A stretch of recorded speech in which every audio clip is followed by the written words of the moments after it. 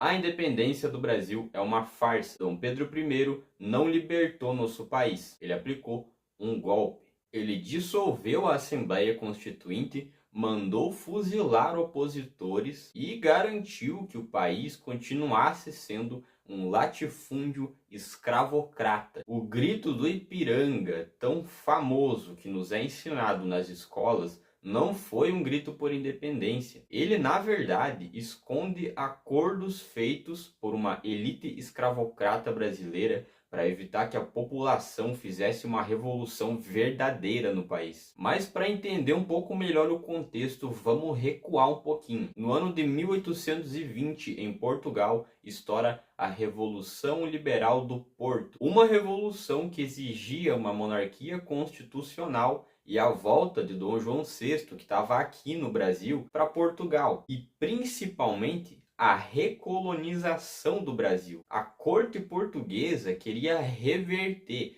todas as conquistas de liberdade comercial que a elite aqui do Brasil tinha conquistado ao longo do tempo. E foi então que essa mesma elite brasileira percebeu que não tinha saída. Eles precisavam fazer uma mudança no país para continuar garantindo seus direitos, sua liberdade de comércio enquanto elite brasileira. E foi então que surge o nome de Dom Pedro I, o filho do rei que estava aqui no Brasil como príncipe regente na época. Ele era o nome ideal para liderar uma transição, uma mudança, mas pelo alto, sem povo, sem participação popular. Em uma palavra, sem revolução. A gente vai entender aqui como, na verdade, nessa mudança, nessa suposta transição de independência brasileira, a única coisa que mudou de verdade foi a bandeira. Isso porque a independência brasileira foi, na verdade, um acordo entre a coroa e a elite escravocrata. Não houve nenhuma guerra popular de libertação, não houve sequer uma reforma agrária. E muito menos houve a abolição da escravidão. Então eu te pergunto, que independência é essa? Para quem foi essa independência? E aqui você descobre as coisas que a história oficial, que a escola nunca te contou. Dom Pedro I foi, na verdade, um príncipe absolutista, que quando o povo resolveu começar a se levantar, ele mostrou a sua face real, a face da repressão. E agora a gente viaja para o suposto 7 de setembro de 1822, no dia do tal grito de independência. A imagem é a que todo mundo aqui conhece. Dom Pedro I com a espada erguida aos céus, gritando independência ou morte às margens do rio Ipiranga.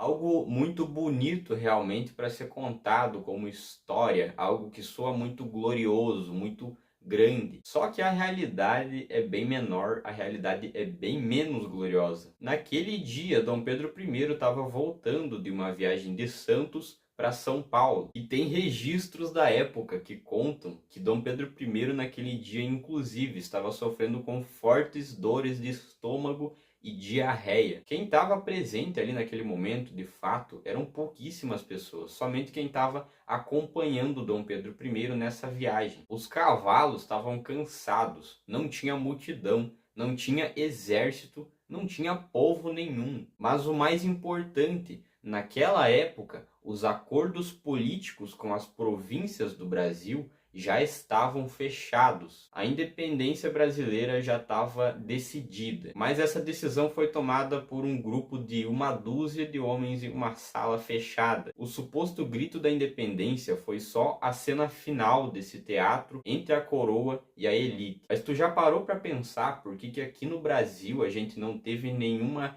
guerra pela independência, assim como foi comum acontecer por toda a América Espanhola, ou seja, a América dominada pelo Império Espanhol? Isso porque a elite aqui do Brasil preferiu pagar pela independência. E essa independência teve um custo enorme de 2 milhões de libras na época. No ano de 1825, o Brasil assumiu uma dívida de 2 milhões de libras para com a Inglaterra. Isso para que Portugal aceitasse a independência brasileira sem muita resistência. E agora a reflexão. Adivinha só quem pagou essa dívida? É claro que o povo, através de impostos. A elite não pagou nada, pelo contrário, lucraram e lucraram cada vez mais, como sempre. Voltando um pouquinho, no ano de 1823, Dom Pedro I convoca a primeira Assembleia Constituinte. E aí você pensa, bom, aí foi o momento que o Brasil teve a sua primeira Constituição, né? Errado. Isso porque os deputados que estavam fazendo parte da construção dessa Constituição cometeram o crime de propor alguns limites ao poder do imperador. A proposta, que ficou conhecida como Constituição da Mandioca, limitava o poder de veto de Dom Pedro I e transferia o controle do exército para o parlamento. Logicamente, o monarca não gostou da ideia. E sabe o que ele decidiu fazer então? Na madrugada do dia 12 de novembro de 1823, Dom Pedro I fez aquilo que ficou conhecido como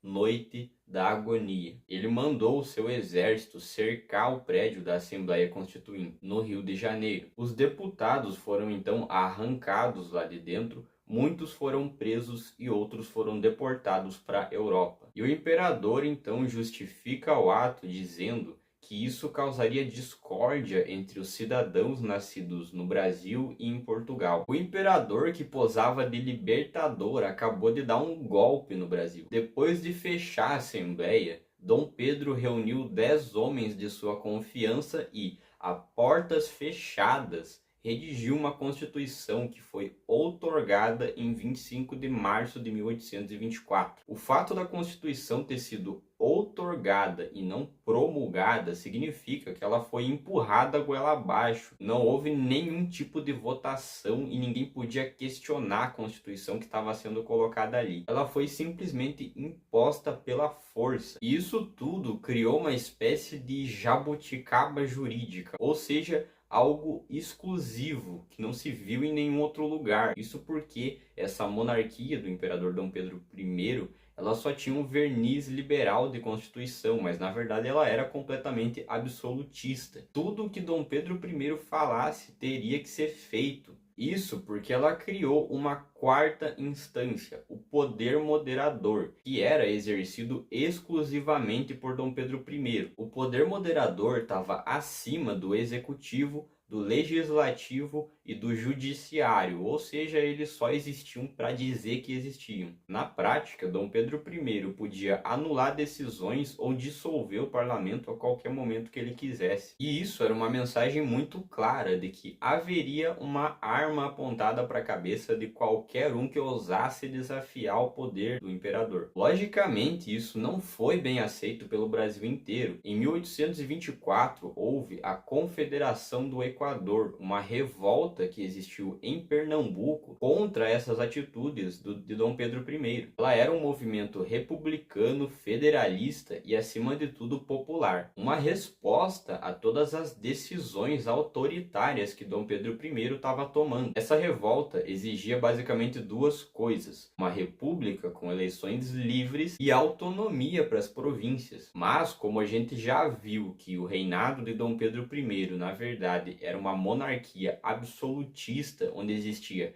muita repressão, é claro que Dom Pedro I não gostou nem um pouco de saber que essas revoltas estavam acontecendo. E o que ele decidiu fazer então foi mandar o exército para fazer uma repressão brutal a qualquer oposição que existisse dentro do território. E líderes dessas revoltas, como por exemplo Frei Caneca, foram então arcabuzados. Revoltas como essa da Conferência do Equador mostram que existiam sim outros projetos de Brasil. Existia um povo que queria construir um Brasil livre de verdade. Mas Dom Pedro I decidiu, na verdade, esmagar qualquer tentativa de construir um outro projeto de país que não fosse o seu e de sua elite. Vou te contar uma coisa. Durante o reinado de Dom Pedro I, o tráfico negreiro, na verdade, ao invés de diminuir, ele só aumentou. Os traficantes de pessoas escravizadas vindas do continente africano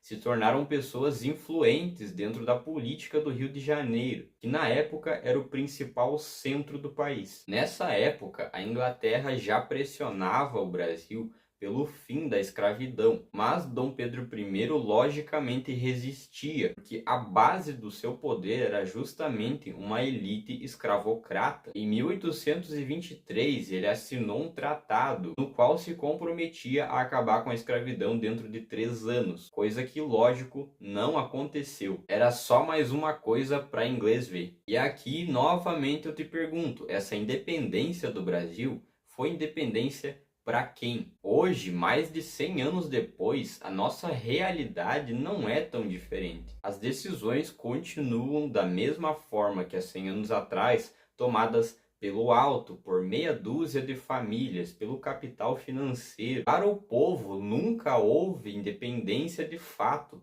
Nunca houve soberania nacional. Dom Pedro I foi só o primeiro de uma linha de muitos governantes que mudariam e mudariam tudo para continuar tudo do mesmo jeito. Golpes militares, repressão, alianças entre a elite e silenciamento do povo, tudo isso sempre existiu de lá para cá e continua sendo extremamente atual. Se a independência do Brasil realmente tivesse acontecido, teria existido a abolição da escravatura, teria sido feita a reforma agrária, que até os dias de hoje é urgente. A história da elite brasileira não é uma história de heróis que eles tentam vender para você, é uma história de uma elite que sempre traiu o povo pelos seus próprios interesses. Mas agora me diz aí o que você pensa sobre isso. Deixa seu comentário porque ele é munição para essa luta que a gente trava todos os dias. Aproveita e curte esse vídeo se você gostou.